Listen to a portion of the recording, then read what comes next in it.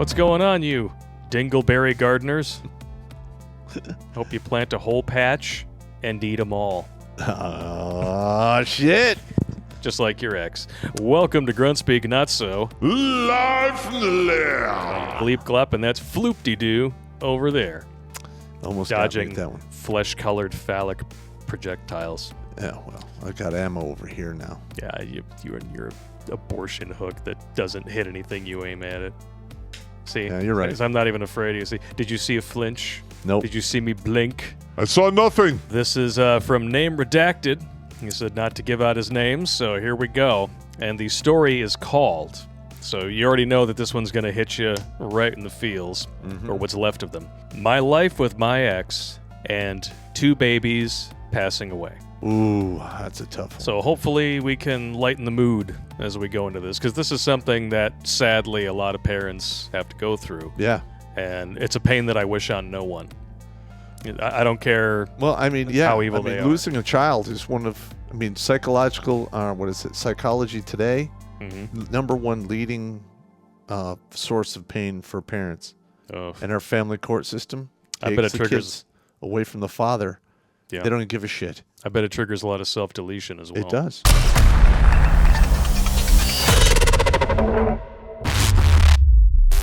Wouldn't it be great to have Popp as a dad?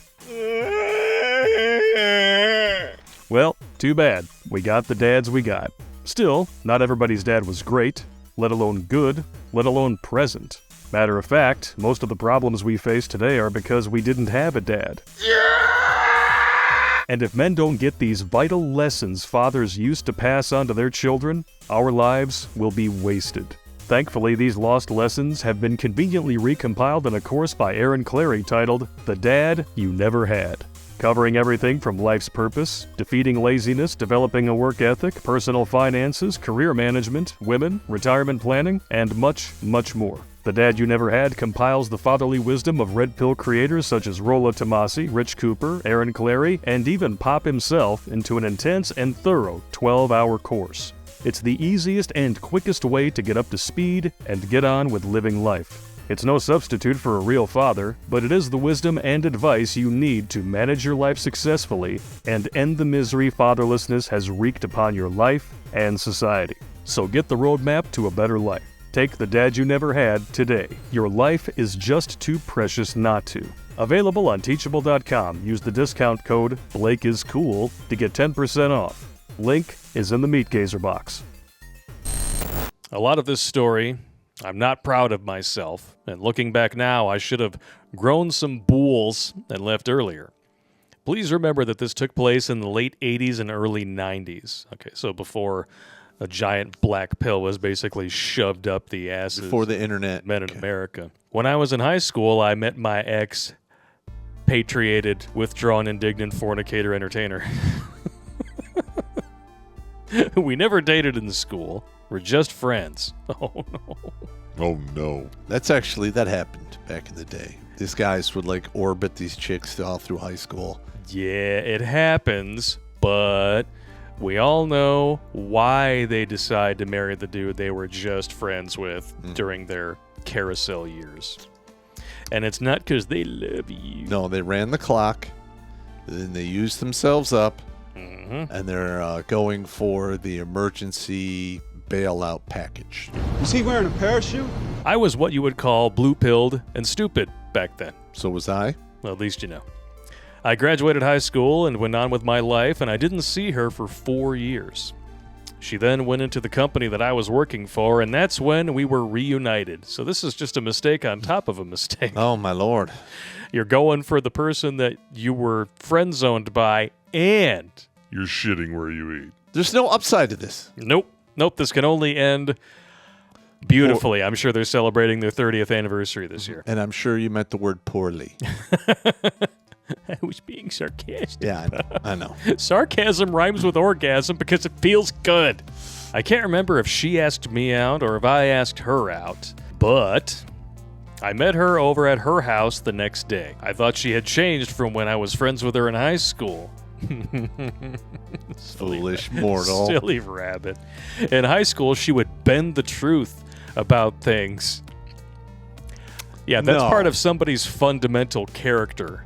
As most Western women get older, that only gets worse, not better. When I met back up with her, she seemed to be what I would call normal, and the shagnanigans was the Best I ever had. She was willing to do almost anything. Love bomb. Oh, man. Well, we've all been there. We've all been loved bombed by a chick who would do anything we wanted. And let's be honest, it was glorious until it wasn't anymore. I'm just trying to wrap my head around what this woman was thinking at 22. What are you going to do? She was 22.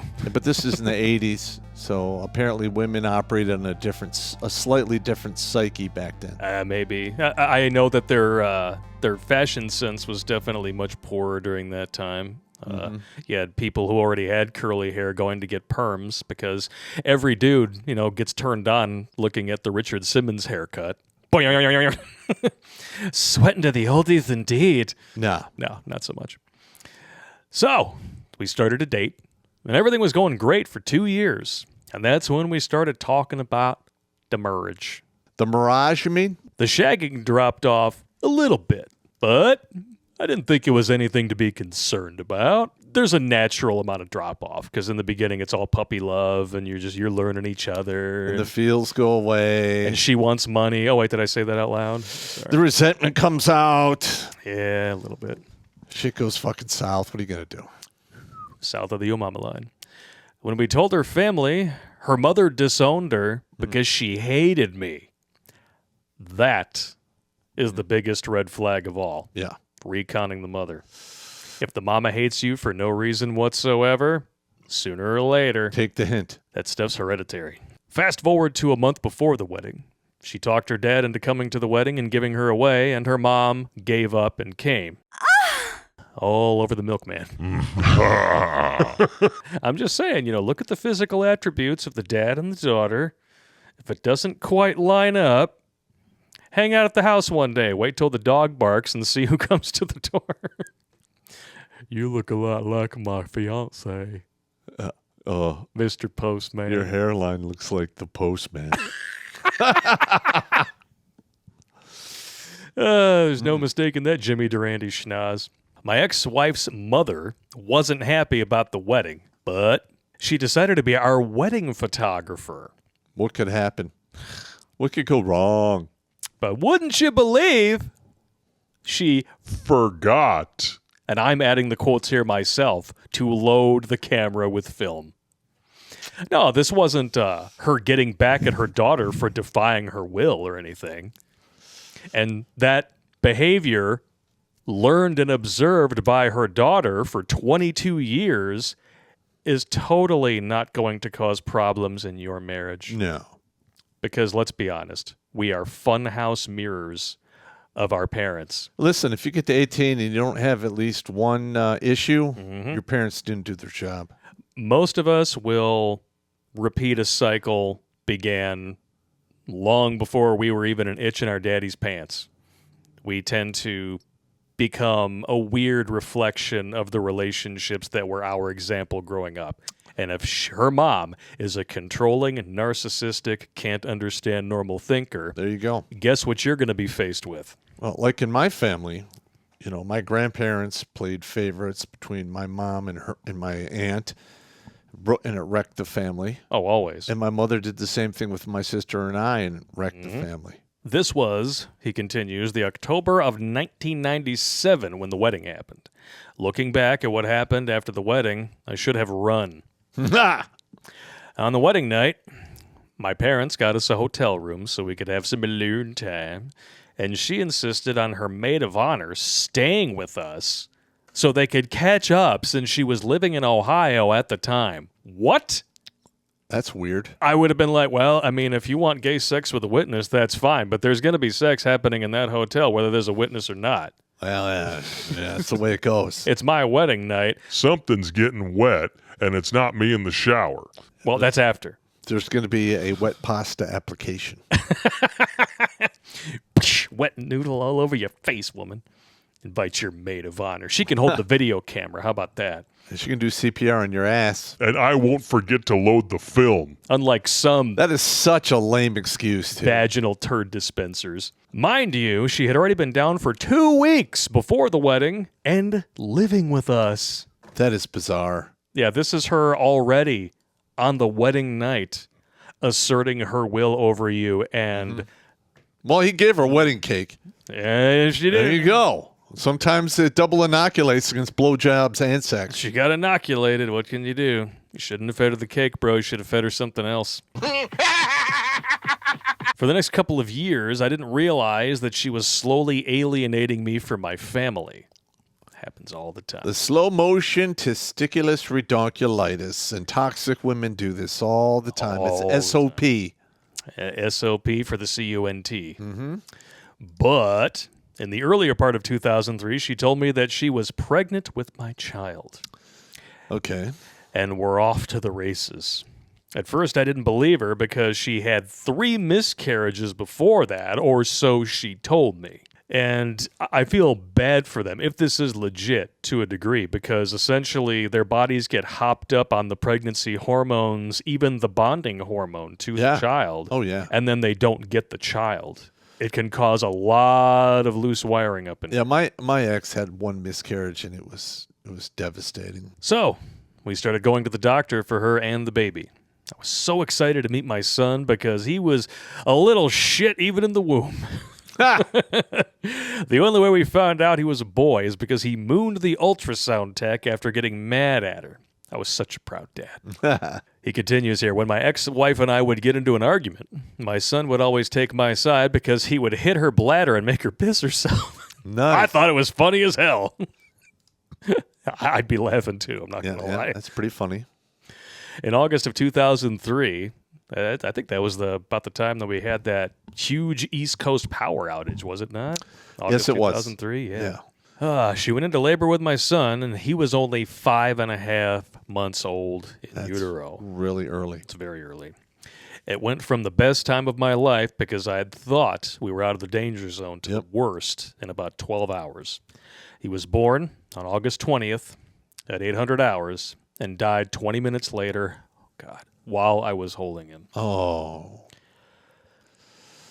That is a rough one, man. Brother. Holy shit. I'm so sorry. Yeah, that's... I remember holding my son for the first time, and it's one of the best things that I've ever done in my life. I almost fainted when I can't even imagine. they handed me my daughter. I almost fainted. I was like, huh? Because in the back of my mind, I'm like, 18 to years. 21 years. 18 years. Inappropriate. When my son passed, I believe a part of me passed as well. I asked my ex-wife if she wanted to hold our son. She told me she wanted nothing to do with it. I understand people have different ways of showing feelings, but... It's a little odd. I believe she didn't care about him at all. Okay. I then was so mad at her, God, and piece of shit parents that had kids but didn't want them. You know what? I get it. There's a lot of people out there who can't have children. And they see people just pumping out kids and treating them like garbage, or, throwing them, ejecting them into the system to be, wards of the state. And it's like, why are these people so fucking fertile? I mean, there are some scumbag women who are so fertile. You literally walk in, throw your pants on the bed, and guess what? You're ready to go. There was that New York Post article about the chick with 11 kids and 8 baby daddies. But don't judge me. Well, she definitely had a blown out, baby cannon whistle sack. Oh, God, could you imagine the high school play curtain between her knees? Don't take her to Chicago. Foghorn in the spring. Looked like beef jerky got stuck in a taffy puller. Gah. Then in 2006, everything changed again when she got preggers with my daughter. We found out it was around August, and by December of 2006, she was having a DNC because my baby girl died of Turner syndrome. And if you don't know what that is, it's when they're missing a chromosome, so they're just X, and that's it. If you get 2 miscarriages and the second one has a genetic abnormality, I would highly advise anyone to get both parents tested and Yes. see if there's something going on in the background that you don't know about. Absolutely, yeah. Because there are people out there who are not related, but they are genetically similar enough to cause problems with offspring. I actually know people that this has happened to personally. Their first child was born almost completely blind in one eye, and the second is full-blown, minimal functioning autistic. Yeah. They got genetically tested and they said, well, you're not like brother and sister or cousins or anything, but there's enough markers in common here where there's not enough differentiation to ensure these things don't happen. I think they call it a bad stack. Bad stack indeed. Well, like the two sets of DNA have problems in the same place. Yeah. So they come together, you're going to have the same problem. Yeah, you're going to compound that likelihood. Yeah, because two recessives of the same shit makes it really bad. Yep. That could be what we have here. After that, I was empty.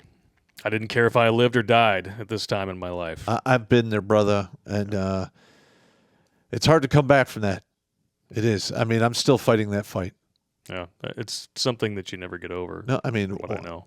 Literally, I'll wake up sometimes and just like, I'm dead.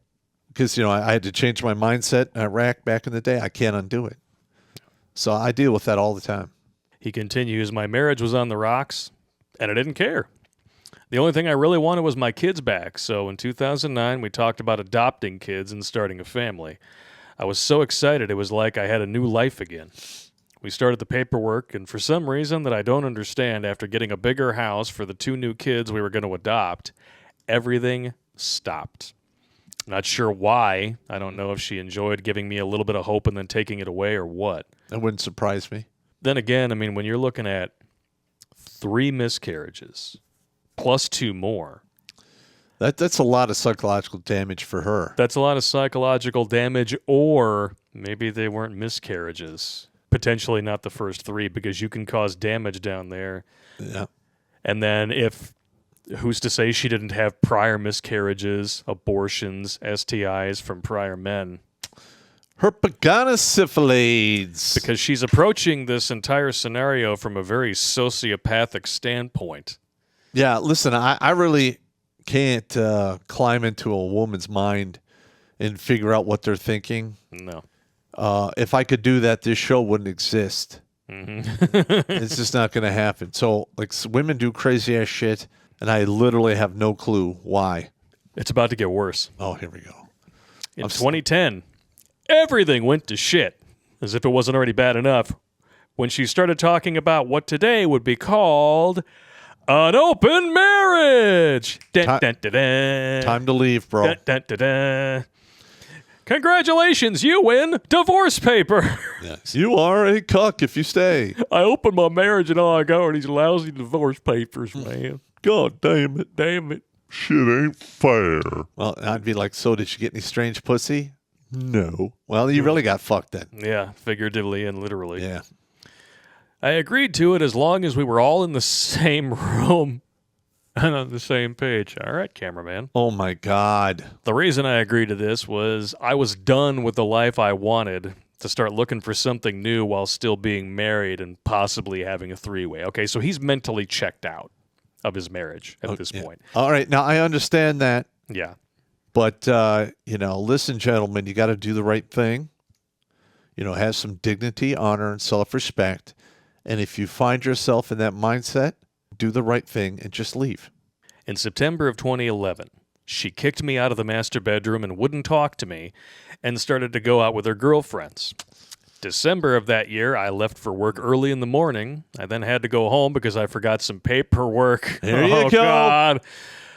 And All right, were we taking bets on what he's going to find? I know exactly what he's going to find. That's when I found my ex in bed with another man. I don't know why I got this, but the minute you said that, I got images of the waterbed sloshing around. I'm sure you're thinking that I beat him up, but it didn't. Remember, gentlemen, there's not a pussy you're fucking with going to jail for. I mean, it's just common sense. But we'll wage wars over exactly. a good vertical axe wound slot C. Helen of Troy, anybody? Yeah. All I could do was start laughing because I opened the door to the master bedroom because I heard talking. I didn't recognize the voice, and there she was in sexy lingerie, and this guy that smelled so bad he made my eyes water. Holy crap. Ooh. What the hell's that about? I told her to meet me out in the living room, and I was in the kitchen. I was still laughing my ass off because all I could think was how much she had downgraded. Wow. This is a man completely checked out. Yes, it is. It's done. It's done. And honestly, if that's the point where you're at and she suggests an open marriage, yeah, ride it into the beach and then just eject when you feel like the time is right. That was a rule in 3-Way Survival Guide. Mm-hmm. I know we were arguing, but all I could do was laugh. The important part is I can't remember anything that she was yelling at me about. Then he came out of the bedroom and said something that made me start laughing again. I apologize for being an inconvenience. Well, I mean, I'm going to be honest. If the husband catches you, stooping his wife, you might expect to catch, I don't know, terminal lead poisoning. It might be, yeah. Two lead pills will cure your last headache. I'm just saying. Yeah, at terminal velocity. I told him that I was inconveniencing him because he wasn't getting any pussy. All right, he handled that quite well. What is the expression you always said? The I don't care light is on and he is moving forward and I don't give a fuck speed. I used to say that all the time in the Army. I then remember telling my ex there's no way in hell that I'm banging her anymore and I want a divorce, and I walked out to go to work. I believe she thought that I was going to be like her father when she was growing up. Oh no, are we about to find out some more shit here? Yep. Her mother cheated on her father. There we go. Multiple times, and he didn't divorce her, and they're still together to this day. That's why you recon the mother!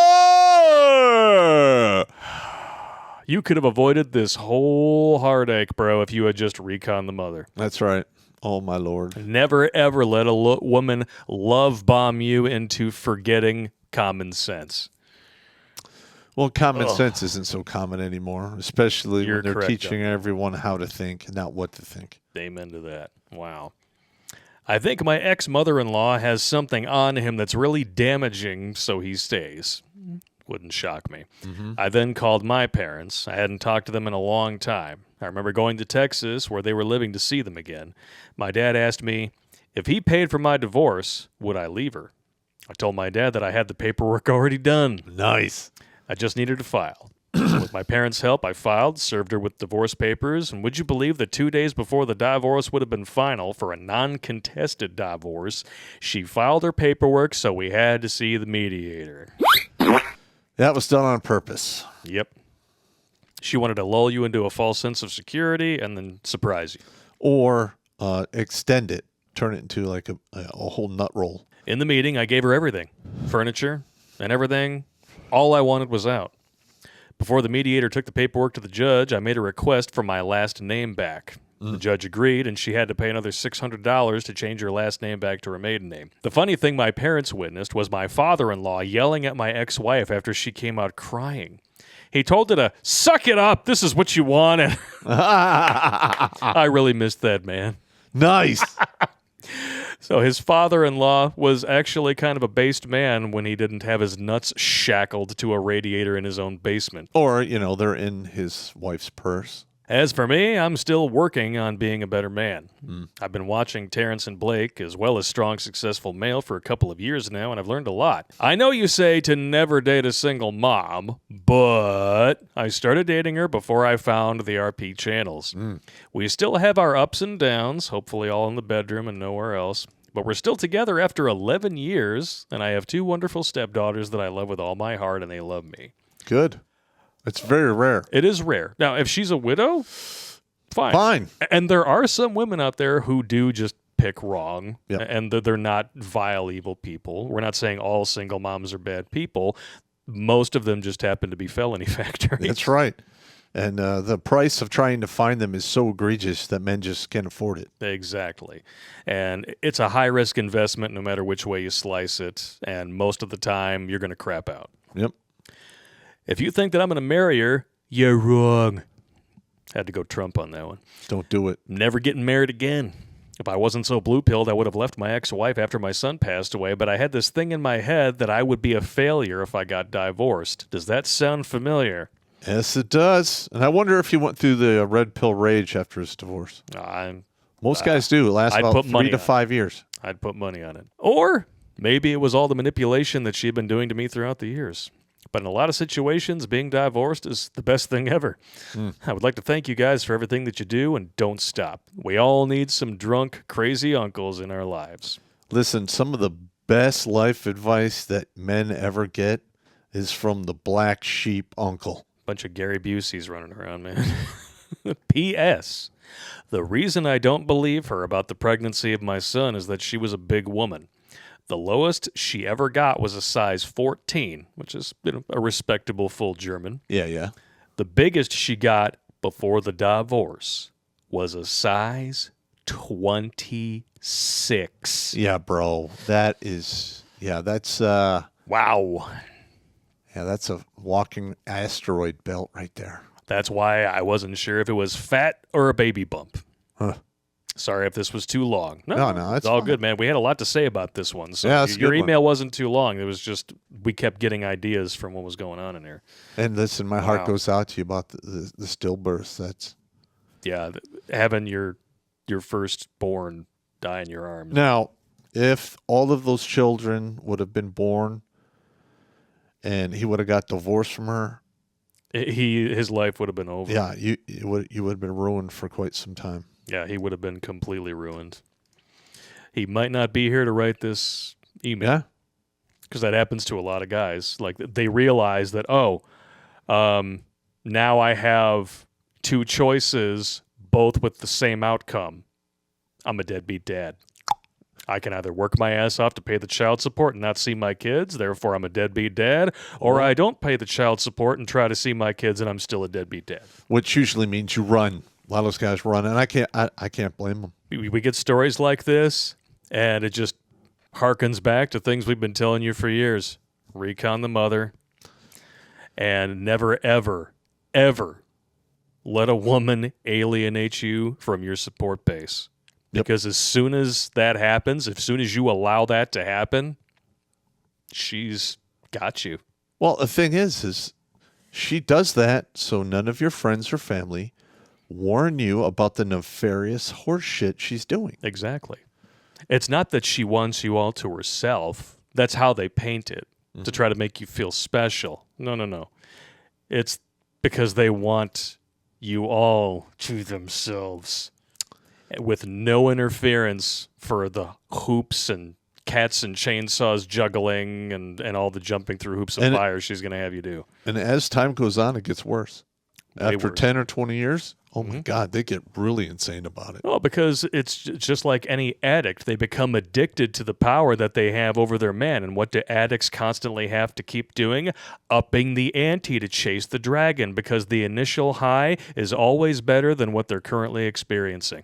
So if you let her get away with this early on... It's on you, bro. Gonorrhea! You don't Scotchy Chingos! Sounds exciting, but no. No, it's really not.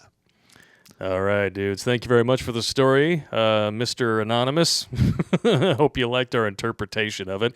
If you guys want to hear your story on the air, send it on to us. We got a link tree down in the Meat Gazer box. Click it, and you know where to stick it. Make it happen. Do it now. All right. Take it easy.